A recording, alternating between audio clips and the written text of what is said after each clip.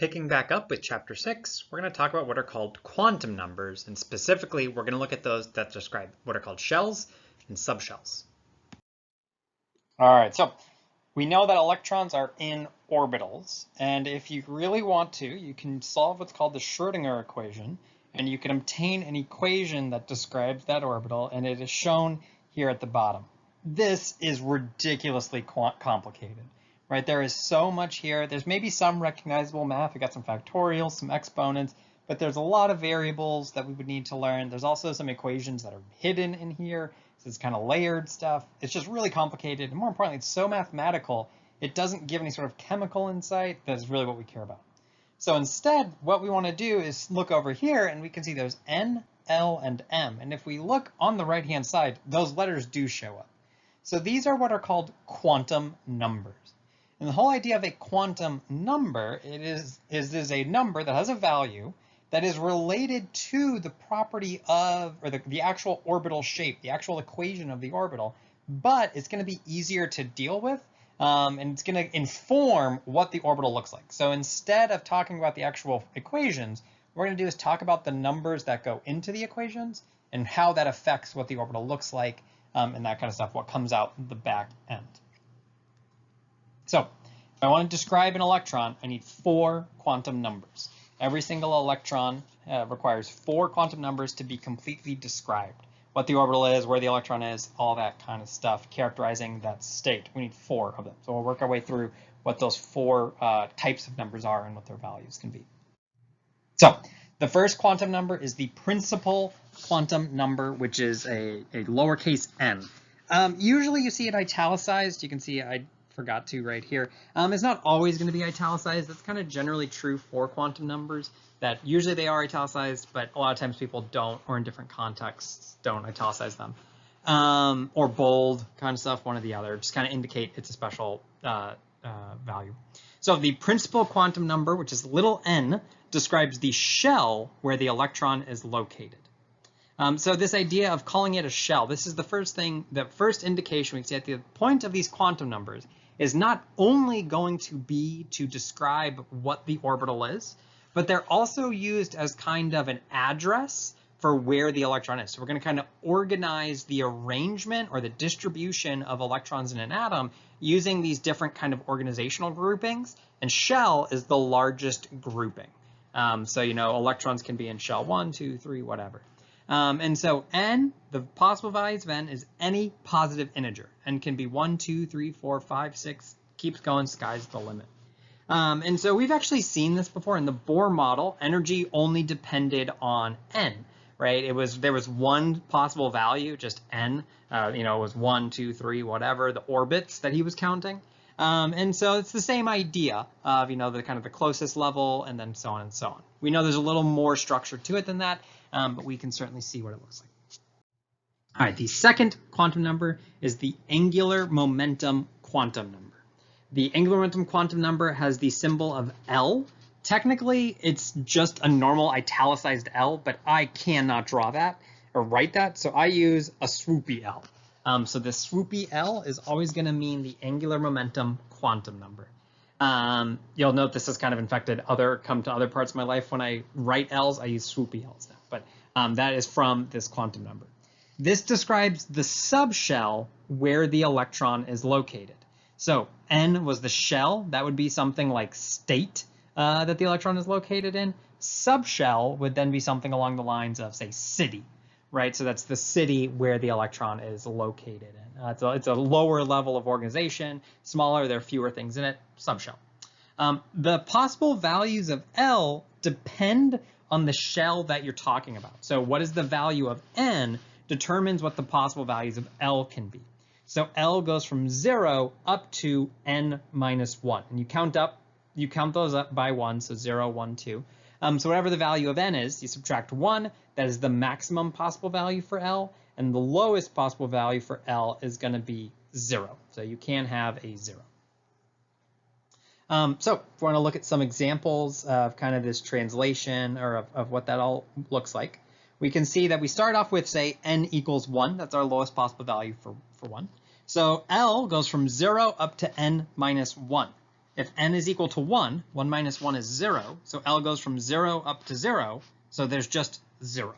Okay, that's the only possible value for L when n is equal to 1.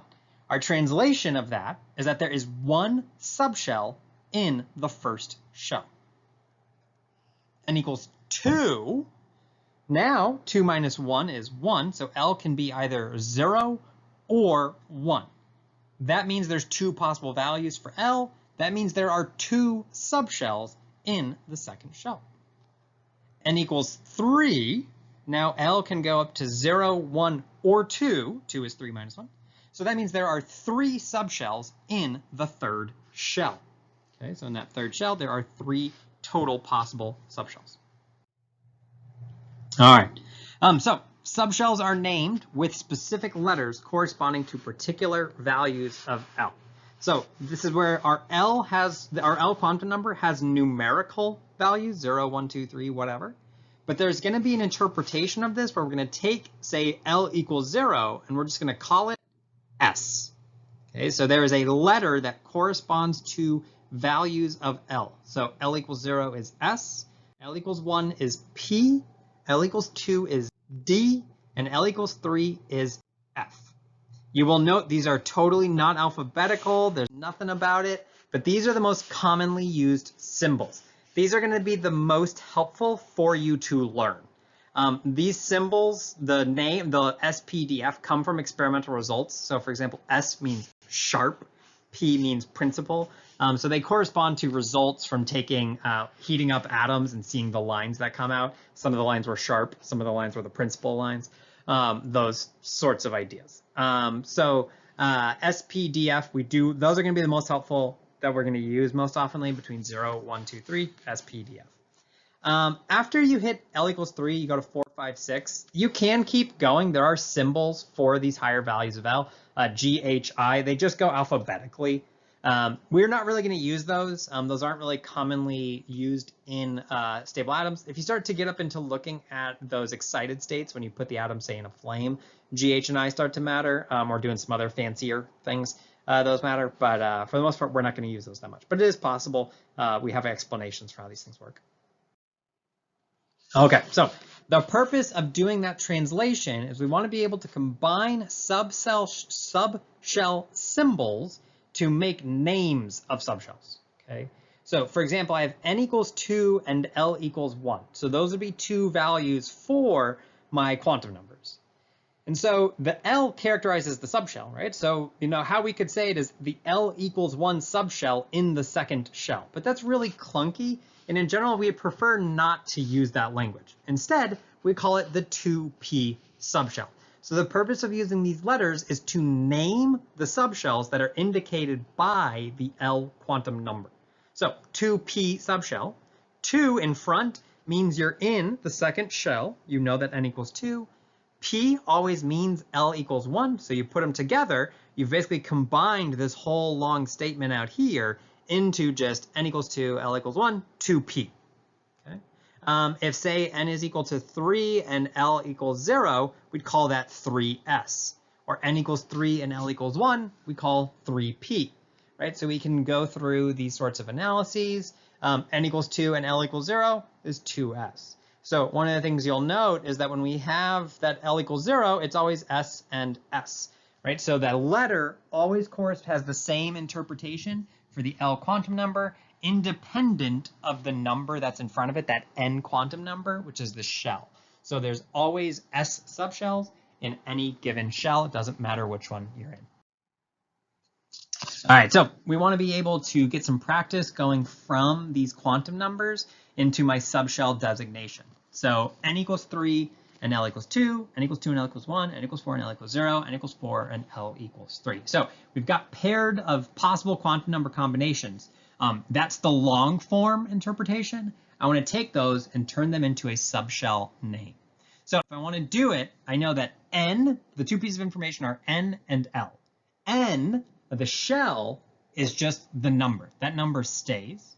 L value is where we have to interpret it in terms of the letter, right? What letter corresponds to that value of L? So first off, we'll look at n equals 3, L equals 2. That n equals 3 comes across, we get the 3.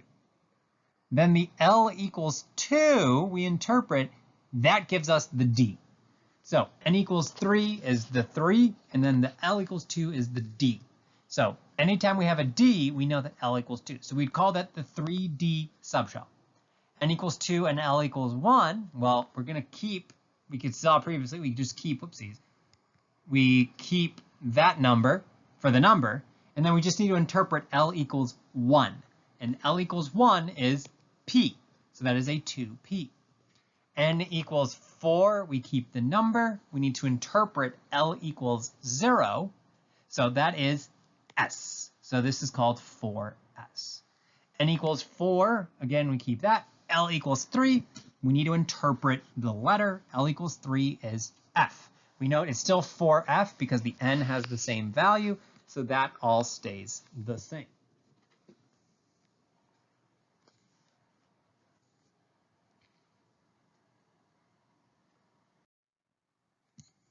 So we do want to just be a little bit careful when we're naming subshells. We have SPDF, 1, 2, we can do all this translation now. But just because you can name a subshell doesn't mean it actually exists. There are restrictions on the possible quantum number combinations. We want to be sure that we maintain those. So for example, 1p, right? I know I can just say that. 1p, that would mean N equals 1 and L equals 1. So that'd be my 1p subshell. But the thing is, L, possible values, goes up to N minus 1. So if N is equal to 1, 1 minus 1 is 0, the highest possible value for L is then 0. So 1p is impossible. L, the value for L, must be less than the value for N. It can't be the same, and it can't be greater. So if we look at, for example, 2f then, N equals 2, L equals 3. That should be an immediate red flag that that L value is larger. That is impossible. When N equals 2, L can only be 0 or 1. So 2s and 2p are allowed. 2f is not allowed, nor is 2d. Only 2s and 2p. There are only 2 subshells in the N equals 2 shell, in that second shell. So what is allowed, right? Let's kind of put it all together. When N equals 1, L can only be 0. There's only one subshell in the first shell. The symbol for that then is going to be 1s. If you bump up N equals 2, now you can get 2 subshells, 0 and 1. Okay? And so the 0 again is interpreted as an S, but this time it's 2s, and the 1 is interpreted as a P, so we get a 2P. N equals 3. My allowed values for L are now 0, 1, and 2. I have 3 values when N equals 3. We can see that it's the same number of possible values of L is just equal to the value of N. So that 0 is still an S, so it's 3S. The 1 is still a P, 3D. And then we get the 2, we get up to 3D. So I get the 3S, the 3P, and the 3D. All right, first video down, looking for questions on participation 622, due Monday the 22nd. We'll have our continue on participation for the Tuesday, and then the module homework due Wednesday. And we'll do periodic trends lab on Tuesday, following kind of our normal process. We will have that lab technique presentation questionnaire due Wednesday. That's not really for grade, just want to make sure I'm on following track. And then exam 3 will be on Thursday. So we'll have an exam, covers this module 7 material. And we'll do the lab practical. There'll be more information in the Tuesday set of videos. That will be, there's no pre-lab or anything for that. That's just an on-campus assignment about doing labs. And then we'll have finish off the week with lecture module 8, continuing on. If you have any questions about anything, let me know. We're just getting started. Got to continue on chapter 6. See you in the next video.